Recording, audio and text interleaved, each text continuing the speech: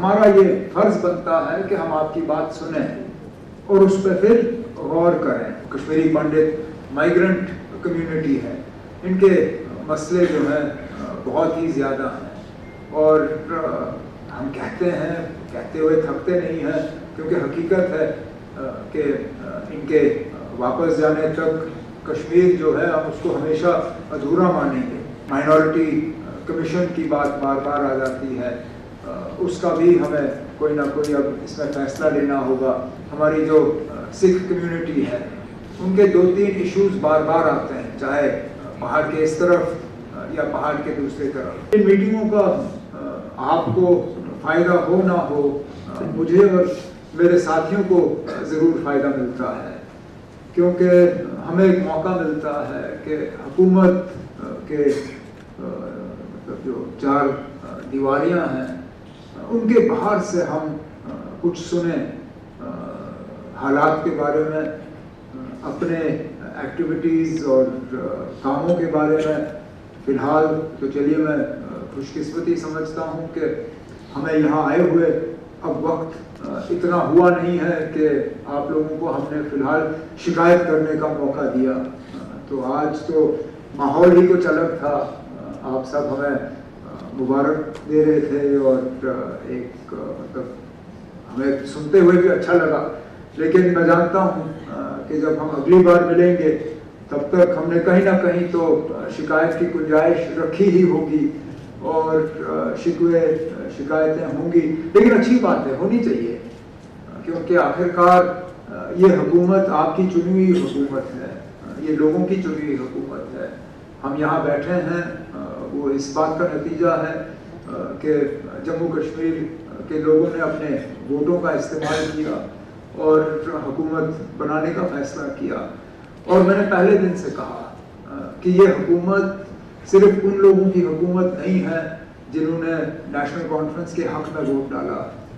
یہ حکومت صرف ان لوگوں کی حکومت نہیں ہے جنہوں نے ووٹ کا استعمال کیا. یہ جموں کشمیر کے ہر باشندے کی حکومت ہے اور اس کا ثبوت آپ کے سامنے ہے. اس بات کے باوجود کہ الیکشن کے نتیجے جب آئے تو یہ تو ہمیں مان کے چلنا ہوگا کہ عام طور پہ ماں سوائے ایک آدھ سیٹ کے ایک ریجنل ڈیوائڈ سا جو ہے وہ مینڈیٹ کے طور پہ پیدا ہوا. اور اس وقت میڈیا کے ذریعے تانے بھی دیے جا رہے تھے, شاید ایک تیاری بھی کی جا رہی تھی کہ جموں کو اگنور کیا جائے گا, جموں کی آواز اس حکومت میں ہوگی نہیں, اور اس چیز کا شاید استعمال کیا جائے گا جموں کے جذباتوں کو اچھالنے کے لیے اور یہاا ماحول کو تھوڑا خراب کرنے کے لیے. لیکن پہلے دن سے میرا یہ ماننا تھا کہ اس فی الحال تو بدقسمتی سے ہم ایک یوٹی ہیں, ویسے بھی یوٹی کہنا مجھے عجیب لگتا ہے, یوٹی سننا بھی عجیب لگتا ہے. بار بار جب میرا انٹروڈکشن ہوتا ہے اور کہا جاتا ہے چیف منسٹر گورنمنٹ اور یوٹی اور جموں اینڈ کشمیر, میں کہتا ہوں یہ یوٹی جوڑنے کی کیا مجبوری ہے. آپ بار بار تو chief minister government of the state of Maharashtra تو نہیں کہتے ہو, آپ کہتے ہو chief minister of Maharashtra, chief minister of West Bengal, chief minister of Punjab. یہ ہم یوٹی والوں کی بدقسمتی ہے کہ آپ بار بار ہمیں یہ یاد دلاتے ہو کہ ہم ریاست نہیں ہیں, ہم یوٹی ہیں, chief minister of the UT اور جموں اینڈ کشمیر. تو چلیے بدقسمتی سے ہم یوٹی ہیں, لیکن نام ہمارا جموں کشمیر ہے, تو آخرکار حکومت بھی جموں کشمیر کی ہی ہونی ہے. اور کوشش کی گئی کہ شکایت کی گنجائش نہ رکھوں. فی الحال منسٹر بنانے کی بھی گنجائش اتنی زیادہ ہے نہیں. کہنے کا میرا مطلب یہ ہے کہ یہ حکومت آپ کی ہے, اس حکومت تک اپنی بات پہنچانا ہمارا یہ فرض بنتا ہے کہ ہم آپ کی بات سنیں اور اس پہ پھر غور کریں. یہ ون سنگل مطلب یہ نہیں ہے کہ بس آج ہم نے کر لیا تو اگلے 4.5 سال تک ہم آپ کا ایڈریس بھول جائیں گے. اور میرا تجربہ بھی یہ رہا ہے, हुडा साहब ने मेरे साथ काम किया, उनको भी याद होगा।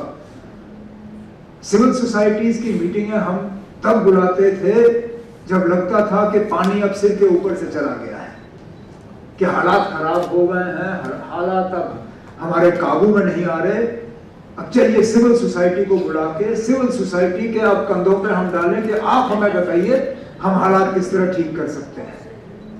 और बदकिस्मती से मेरे दौर पे भी ये हुआ, चाहे कश्मीर में जब हालात हुए खराब हुए या जम्मू में जब एक आध बार खराब हुए, तो उस वक्त हमें सिविल सोसाइटी की याद आई। फिर हमने कहा ना कि सिविल सोसाइटी बुलाते हैं, उनसे बात करते हैं, मशवरा करते हैं। तो ऐसा लगा कि हम अपनी जिम्मेदारी आपके ऊपर डाल रहे हैं कि आप, मतलब हमसे तो हुआ नहीं, हमने हालात खराब कर दिए, अब आप बताइए हम इनको दुरुस्त कैसे करें। तो इसलिए फिर इस बार उस सबक का फायदा लेते हुए मैंने तय किया कि हमें मिलना चाहिए जब हालात ठीक हों। ऐसा नहीं लगना चाहिए कि सिविल सोसाइटी सिर्फ तब बुलाई जानी चाहिए जब हालात खराब। और इसलिए साल में कम से कम 2 बार इस तरह सिविल सोसाइटी की मीटिंग होगी। एक तब जब ऑफिसेज यहाँ जम्मू में होंगे, और दूसरा जब गर्मियों में ऑफिस सारे श्रीनगर चले जाएंगे उस दौरान, क्योंकि सर्दियों में जो मुश्किलात हैं वो अलग हैं, गर्मियों की मुश्किलात अलग हैं। मैं मान के चल रहा हूँ कि जब हम अगली बार गर्मियों के महीनों में मिलेंगे तो यहाँ आज किसी ने बिजली की ज़्यादा बात नहीं की, लेकिन गर्मियों में शायद ही आप में से कोई ऐसा होगा जो उस वक्त बिजली के कट्स के हवाले से बात नहीं करेंगे, जो बिजली के वोल्टेज के हवाले से बात नहीं करेंगे, क्योंकि वो जम्मू में गर्मियों का मसला है। जिस तरह कश्मीर में सर्दियों में बिजली का मसला होता है, गर्मियों में ज़्यादा लोग उसका जिक्र नहीं करते। तो एक तो मैं ये आपको कहना चाहता था, कश्मीरी पंडित माइग्रेंट कम्युनिटी है, इनके मसले जो हैं बहुत ही ज़्यादा हैं। और हम कहते हुए थकते नहीं हैं, क्योंकि हकीकत है कि इनके वापस जाने तक कश्मीर जो है हम उसको हमेशा अधूरा मानेंगे। लेकिन उसके साथ साथ हम ये भी जानते हैं कि कश्मीरी पंडितों को वहाँ से निकलना पड़ा क्योंकि उनको लग रहा था कि उनको खतरा है। Their sense of security was lost. जब तक वो सेंस ऑफ सिक्योरिटी हम उन्हें वापस लौटा नहीं पाते, तब तक ये उम्मीद करना कि वापस जाएंगे शायद हमारे तरफ से गलत होगा। लेकिन जब तक वो वापस नहीं जाते तब तक कम से कम उनके जो लिविंग कंडीशंस है उनको तो बेहतर किया जा सकता है। तो यहाँ पे कैंपों के हवाले से बात हुई, जगती, पुरखू और बाकी इलाके, उनका भी एक खास ख्याल रखा जाएगा। और ये जो प्रयास के मामले में हुडा साहब ने उसका जिक्र किया, हुडा साहब के साथ बैठ के फिर इसको कैसे आगे लिया जा सकता है वो हम ज़रूर कर लेंगे। इंडिविजुअली आप मिलना चाहते हैं, मैं भी चाहता हूं कि इंडिविजुअली आपके डेपुटेशंस या आपके ऑर्गेनाइजेशंस या इंडिविजुअली आपके साथ मिल बैठ के बात करूं, ताकि हम समझ पाएं कि आखिर हम जम्मू के लिए कर क्या सकते हैं। मैंने जैसे चेंबर में उस दिन कहा था, टूरिज्म के हवाले से एक रेडीमेड हमें मार्केट मिल जाता है माता की कृपा से। यहाँ 1 करोड़ से ज़्यादा यात्री आते हैं माता वैष्णो देवी के दर्शन के लिए, लेकिन हमारी सबसे बड़ी बदकिस्मती ये रहती है कि हम उनको दाएं बाएं टूरिज्म के लिए जो है डाइवर्ट कर नहीं पाते।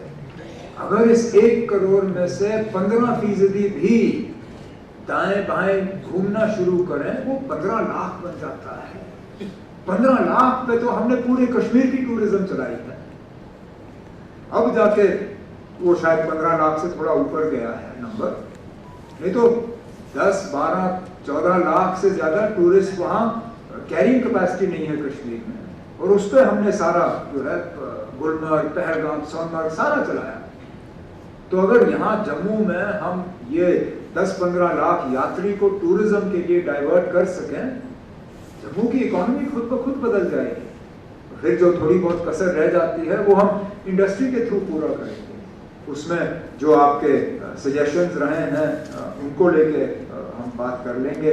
यहाँ एक बहुत जो अच्छी बात आई मेले को लेके जो सूरज कुंड के मेले के पैटर्न पे एक जम्मू के लिए एक क्राफ्ट और कल्चर का एक मेला जो है वो रखा जाना चाहिए। मैं industries, commerce, culture, tourism in सबको मिला के इनसे मशवरा करूँगा कि जल्द से जल्द इस पर अगर हम कोई एक शुरुआत कर सकें, छोटी ही शुरुआत बेशक, लेकिन आहिस्ता आहिस्ता वो बढ़ जाएगा, वो हम ज़रूर करना चाहेंगे। कल्चर और एकेडमी और जम्मू की अपनी कल्चर के हवाले से जो बात हुई, इसको प्रोटेक्ट करने के लिए, इसको प्रमोट करने के लिए उसमें भी जो आपकी बातें आई उनको भी नोट किया गया है, उन पर भी हम अमल ज़रूर करेंगे।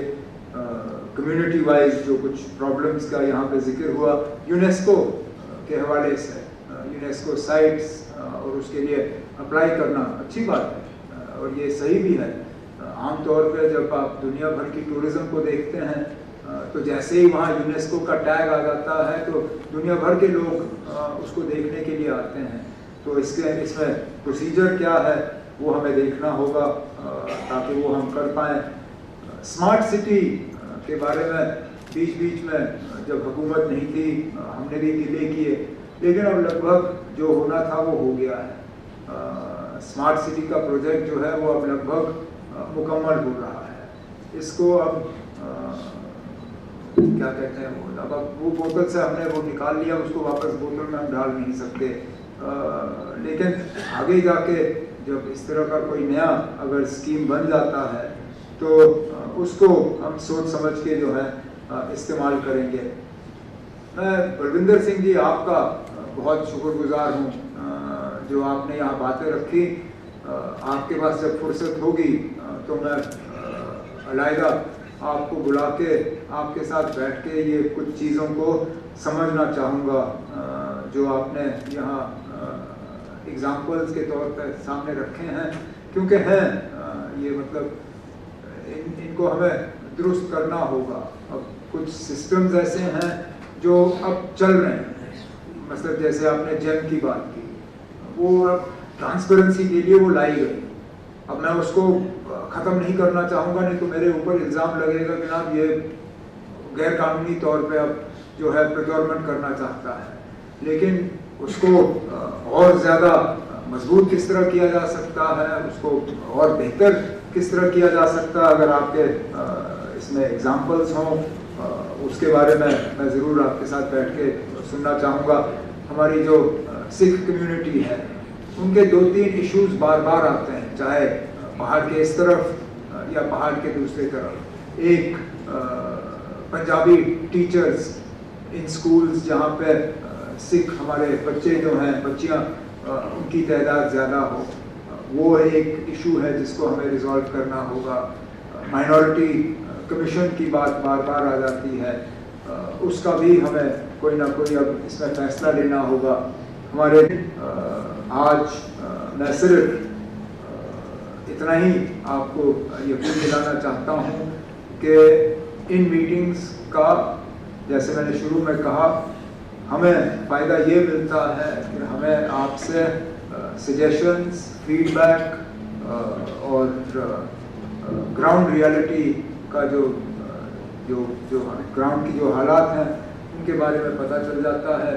तो मैं आप सबका एक बार फिर इस बात के लिए शुक्रिया करना चाहता हूँ कि आप यहाँ पे आए, और उम्मीद करता हूँ कि जब हम अगली बार आपको बुलाएंगे तो आप इसी तरह आके अपना कीमती वक्त हमें दे देंगे।